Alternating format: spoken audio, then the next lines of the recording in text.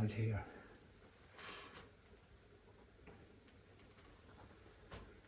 This wonderful engine. Nuts and bolts look so nice, untouched.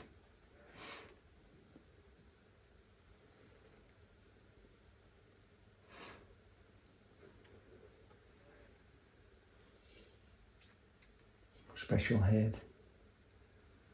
You can see the big TT downdrafted behind the head. It's a bronze rocker box, extra strength. Here's the special sign. Crankcase look very good. In front you have the oil compartment like the Blue Stars. There's a pump down here. Oil gets pumped into the crankshaft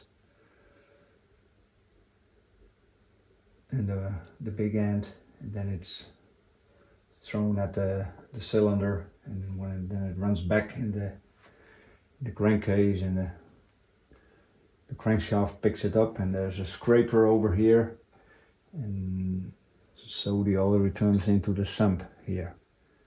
It's a very nice system, no external oil lines, etc. Very clean.